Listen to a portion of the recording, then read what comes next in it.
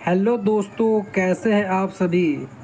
तो जैसा कि हम लोग क्लास 9th का साइंस में पहला चैप्टर पढ़ रहे थे, तो आज ये हमारा दूसरा वीडियो लेक्चर है। तो चलिए इसको शुरू करते हैं। पहला वीडियो लेक्चर में हम लोगों ने क्या पढ़ा था कि पदार्थ की परिभाषा क्या होती है और कैसे हम किसी वस्तु को पदार्थ के रूप में उसको जानेंगे। आज के इस वीडियो में हम दूसरे पैराग्राफ से अपने अध्ययन को शुरू करते हैं। तो देखिए, जैसा कि दिया गया है कि प्राचीन काल से ही मनुष्य अपने आसपास को समझने का प्रयास कर रहा है। ठीक है, मतलब कि बहुत पुराने समय से ही लोग अपने आसपास की चीज़ों को समझने की कोशिश कर रहे हैं। और भारत के प्राचीन दार्शनिक, मतलब कि जैसा इस समय वैज्ञानिक होते हैं, उस समय में दार्शनिक होते थे जो चीज़ों को समझने की कोशिश करते थे। तो देखिए, उन लोगों ने क्या समझा कि पदार्थ ये जो है ये 5 तत्वों से मिलकर बना हुआ है, जिन्हें कि हम पंच तत्व के नाम से जानते हैं। और ये पंच तत्व कौन कौन से हैं इसको देखते हैं। तो ये पंच तत्व हैं वायु, पृथ्वी, अग्नि, जल और आकाश। इन सभी पांचों चीज़ को ही पंच तत्वों का नाम दिया गया है। उनके अनुसार इन्हीं पंच तत्वों से सभी वस्तुएं बनी थी, मतलब चाहे जो भी चीज़ हो, वो चाहे सजीव मतलब कि जिंदी हो या फिर निर्जीव मतलब कि उसमें जान न हो, वे सभी चीज़ इन्हीं पंच तत्वों से मिलकर बनी हुई थी। ऐसा किसका मानना था? ऐसा मानना था पुराने समय के दार्शनिकों का। लेकिन अब देखिए क्या हुआ कि उस समय के यूनानी जो दार्शनिक थे, मतलब कि यूनान के रहने वाले जो दार्शनिक थे, उन्होंने इसको इसी तरह के वर्गीकृत किया था सजीव और निर्जीव में, कि वो सभी 5 तत्वों से मिलकर बना है। लेकिन जैसे जैसे समय बदलता गया, आधुनिक लोग आए, मतलब कि इस समय वैज्ञानिक आए, जो उस समय क्या थे, दार्शनिक थे। उनकी जगह जब आज के वैज्ञानिकों ने खोज किया, तो उन्होंने बताया कि पदार्थ को भौतिक गुणधर्म एवं रासायनिक प्रकृति के आधार पर वर्गीकृत 2 प्रकार से किया जा सकता है। मतलब कि जो आज के वैज्ञानिकों ने बताया, उनके अनुसार ये जो आपका पदार्थ है, इसको हम 2 भागों में बांट सकते हैं। पहला भौतिक और दूसरा रासायनिक।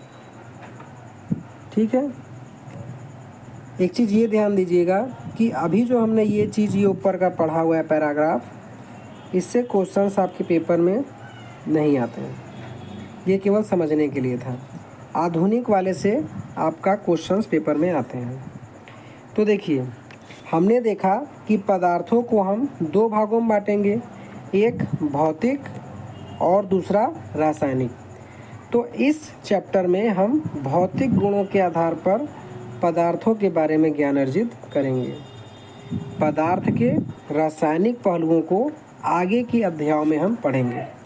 अब यहाँ से देखिए, जो हम पढ़ेंगे इसको पहले हम लाइन बाय लाइन पूरा बुक पढ़ेंगे, फिर उसको मैं अपनी भाषा में समझा दूंगा। ठीक है, तो इस चैप्टर में हमें देखना है पदार्थ के भौतिक गुण।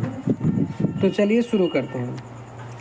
तो देखिए, पदार्थ का जो ये भौतिक स्वरूप है, इसको समझने के लिए इसको कई पॉइंटों में बांटा गया है।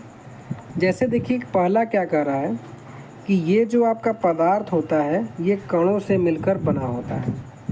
ये बहुत ही इम्पोर्टेंट क्वेश्चन है, इसका आंसर ध्यान रखिएगा। कि आपसे पूछेगा कि पदार्थ किस चीज़ से मिलकर बना है, तो इसका आंसर हो जाएगा कण।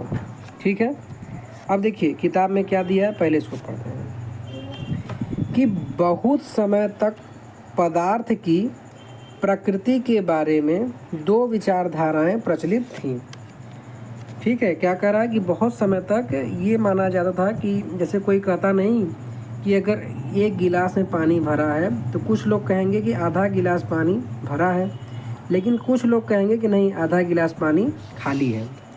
तो उसी तरीके से बहुत समय तक पदार्थ के बारे में दो बातें प्रचलित थीं कि पदार्थ लकड़ी के टुकड़े की सतह पर होता है। ठीक है, ये जो पदार्थ होता है वो लकड़ी की टुकड़े की तरह सतह में होता है, मतलब जैसे लकड़ी रहती है नहीं, प्लेन टाइप का, सतह बाई सतह, उस तरीके का होता है। लेकिन अन्य विचारधारा का मानना था कि पदार्थ रेत की तरह के कणों से मिलकर बने हैं, मतलब कि ये जो आपका पदार्थ है ये रेत की तरह, जैसे बालू रहता है उस तरह के कणों से मिलकर बने हैं। तो इसको समझने के लिए एक क्रियाकलाप मतलब कि प्रैक्टिकल किया गया, जिससे ये निर्णय करते हैं कि ये सतत हैं या कणों में, मतलब कि ये लकड़ी की तरह सतत हैं प्लेन बाय प्लेन या फिर कण में। तो आइए देखते हैं क्या क्रियाकलाप है। तो देखिए क्या कर रहा है कि इसको समझने के लिए एक 100 ml का बीकर लें। इस बीकर को जल से आधा भरकर जल के स्तर पर निशान लगा दें। इसको किताबी लैंग्वेज पढ़ने से पहले मैं आपको इसको समझा देता हूँ कि इसमें कर क्या रहा है। देखिए इसमें कहा क्या रहा है, चित्र में बताया गया है कि इसमें आपको एक समझिए गिलास में पानी लेना है। ठीक है, एक गिलास में ये जो बड़ा वाला पॉइंट दिख रहा है ये जल है, आपको जल लेना है।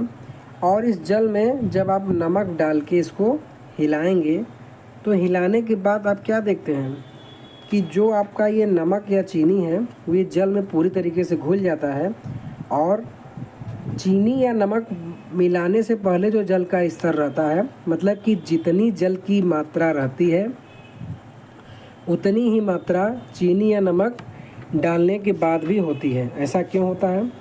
तो देखिए ऐसा इसलिए होता है कि ये जो आपका जल है पानी, ये भी बहुत ही छोटे छोटे सूक्ष्म कणों से मिलकर बना होता है। जैसा कि आप चित्र में देख रहे हैं कि यहाँ पे जल का कण इतना बड़ा बड़ा दिखाया गया है, लेकिन इन्हें आप खुली आँखों से नहीं देख सकते।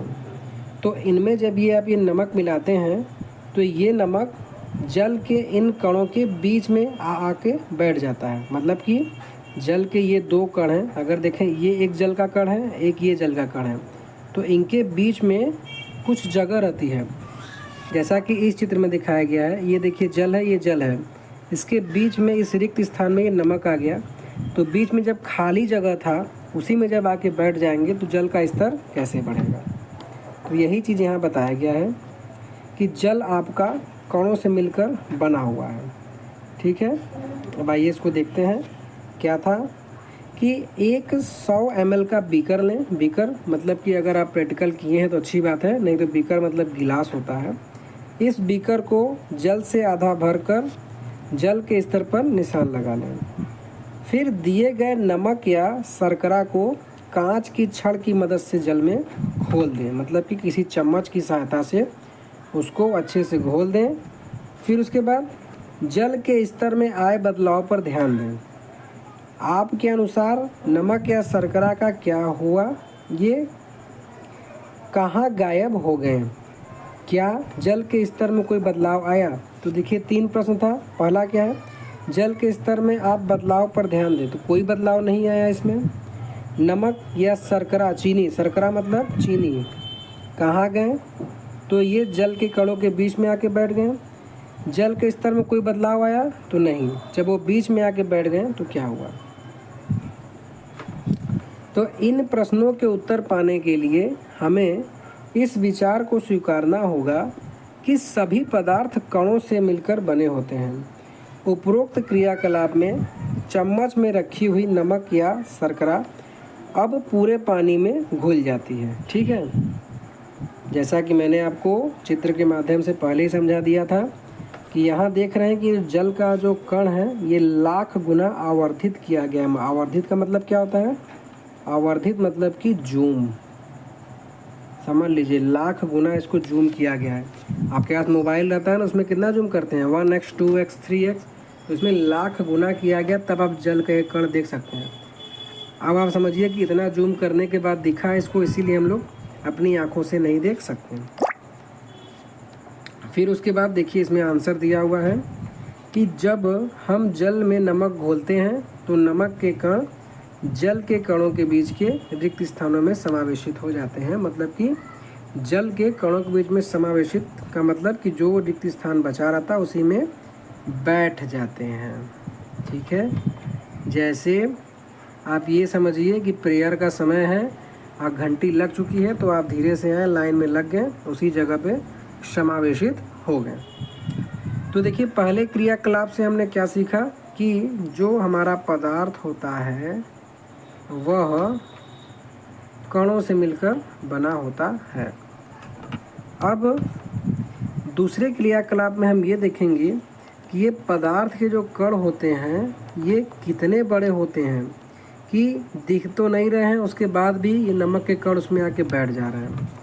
तो दोस्तों आज की क्लास को हम यही समाप्त करते हैं। आशा करते हैं कि बताया गया लेक्चर आपको समझ में आया होगा। अगर नहीं समझ में आया होगा तो बताइएगा, मैं आपको फिर से बता दूंगा।